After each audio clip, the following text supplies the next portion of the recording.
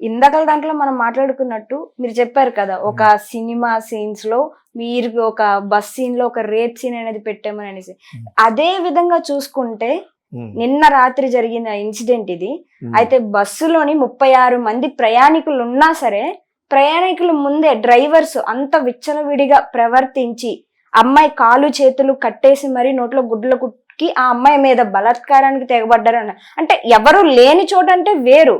ఆ bus running లో ఉండగా, బస్సులో 36 మంది ప్రయాణికులు ఉండగా అంతమంది ముందు ఇంత అంటే భయం లేకన్నా ఎలా చేయగలిగారు అంటారు? అసలు దీనికి ఎందుకని ఎవరు మాట్లాడడం లేదు? చట్టం కూడా దీనికి సరైన శిక్ష తీసుకోవాలంటుందంటారు, తీసుకోదంటారు? అసలు తీసుకోవాలి. తీసుకోకపోవడం అనేది జరిగితే మళ్ళీ సోషల్ మీడియాలో ఎందుకు తీసుకుంటలేదని అడిగితే అప్పుడు వాళ్ళకి పోలీసులకి గుచ్చుకుంటది, ఎక్కడైనా డబ్బులు తినేసి వీళ్ళు తీసుకుంటలేదా అని చెప్పేసి. ఇది యాక్చువల్గా నిర్మల్ నుంచి వయా హైదరాబాద్ వెళ్తూ ప్రకాశం జిల్లా వెళ్లే బస్సులో హరికృష్ణ ట్రావెల్స్ అనే దాంట్లో ఈ ఇన్సిడెంట్ జరిగింది అంటారు. అంతమంది ఉండగా మటుకు జరిగి ఉంటుందని నేను నమ్మను. అది కరెక్ట్ కాదు, కరెక్ట్ అయి ఉంటుంది. ఎక్కడన్నా భోజనానికి ఆపో, ఇంకో చోట ఆపో, దేనికో దానికి ఆపుతా ఉంటారు లాంగ్ జర్నీ బస్సులు. ఆపినప్పుడు మిగతా వాళ్ళంతా దిగిపోయి ఒకళ్ళిద్దరు మిగిలినప్పుడు ఆ అమ్మాయిని మొలాస్ట్ చేసి ఏదో చేయడానికి ప్రయత్నించడానికి వాళ్ళకి ఏ మందులోనూ ఉండాలి, ఏదో జరిగి ఉండాలి. ఒక రియలిస్టిక్ ఆలోచిస్తే 50 మంది ఉన్నప్పుడు వాడు ఎలా రేప్ చేస్తాడు ప్యాంట్ ఇప్పి కదా, ప్రాక్టికల్ గా మాట్లాడుకోవాలంటే.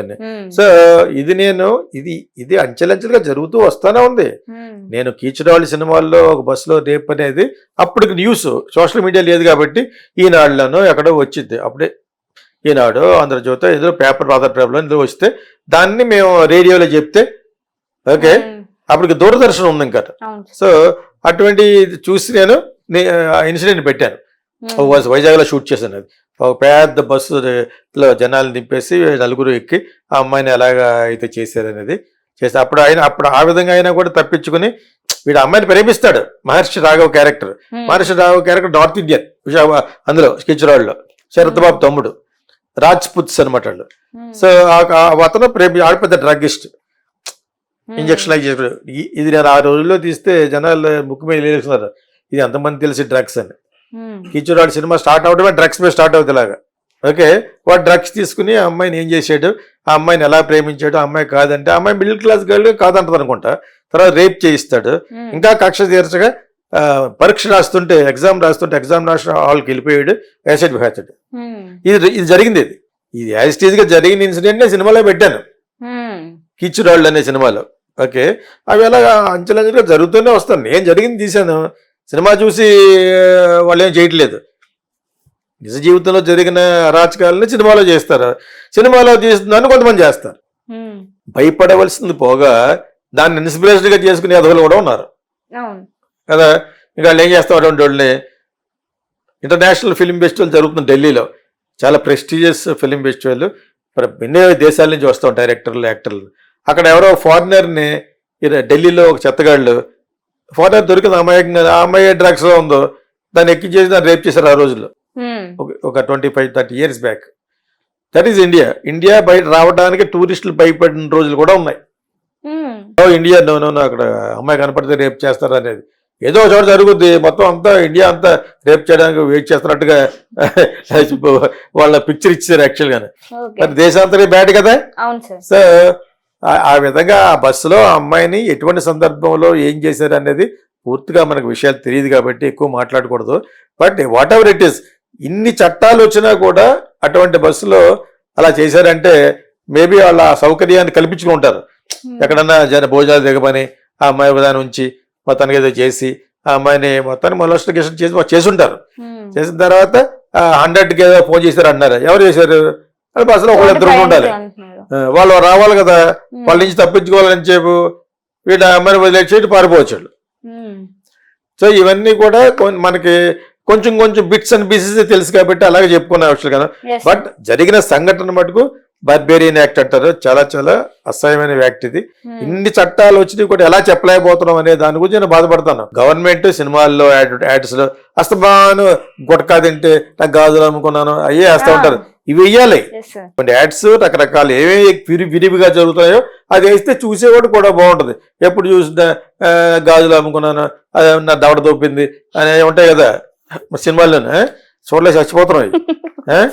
సో అవి కాకుండా ఇలాగ రేప్ జరుగుతున్నప్పుడు వాడికి ఎలా శిక్ష పడింది, వాడి జీవితం అంతా ఎలా నాశనం అయిపోయింది, అది చెప్తే భయపడతా ఉంటారు. సినిమా ఎక్కువ చూస్తారు కాబట్టి. Cinema is most powerful weapon ఈ రోజున.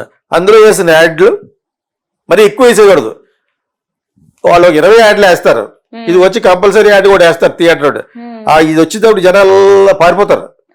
ఈ గాజులు తిని గుట్కాది వచ్చేటప్పటికి. ముఖేష్ సార్ ఎక్కువ ఫేమస్. ముఖేష్ ఎవడాడు? ముఖేష్ నేను ఒకే సంవత్సరం గుట్కానే వాళ్ళని ఏదో ఒక యాడ్ ఉంటుంది. బాబు నేను అసలు చూడయి, నేను అసలు అవి చూడలేను. అంతకుముందు యాడ్లని చూస్తాను. అది నేను చేసిన యాడ్లు లాంటివి గోల్డ్ మీద ఇవే ఉంటాయి కాబట్టి చూస్తాను. ఇది స్టార్ట్ అవుద్ది, తర్వాత బేకర్లు అయిపోతాం, బయటకు వెళ్ళాలో తెలీదు. అర్థమైనప్పుడు అటువంటిప్పుడు ఇటువంటి యాడ్లు చేయాలి. ఇటువంటి చట్టంలో ఇటువంటి జరిగినాయి అంటే మీ బతుకు బస్ స్టాండ్ అయిపోద్దని చెప్పాలి, అంతేనా? సో అది లేకుండా ఏవేవో చెప్తారు. నేను I'm just giving an idea to the government of India, state government to do some వీటన్నిటిలో ఉంటారంటే ఇన్ఫర్మర్షియల్స్ అంటారు, ఇన్ఫర్మేషన్ కూడిన యాడ్స్ అనమాట. సో ఈ వనస్థలిపురం కాదు, ఇప్పుడు ఇందాక మాట్లాడుకుంది నిర్మల్ నుంచి వయా హైదరాబాద్ త్రూ ప్రకాశం జిల్లా వెళ్ళే బస్సులో జరిగిన ఆ ఇన్సిడెంట్ ఇంకా నిజాలు బయటపడాలి. కానీ అలా చేయడం చాలా పొరపాటు. కానీ అంతమంది ఎదురుకుండా రేపు జరిగి ఉంటుందని నేను అనుకోను. ఎలా చేస్తాడు జనం బస్సులో 50 మంది 56 మంది ఉంటారు. ఈ మధ్యలో కూర్చొని తిరుగుతాడు, కష్టం కదా. అంచేత వాళ్ళు ఎక్కడన్నా భోజనానికన్నా తెంపాలి. ఏ అర్ధరాత్రి గడ జరిగిందో ఎక్కడ జరిగిందో ఇట్ ఈస్ వెరీ ఈజీ.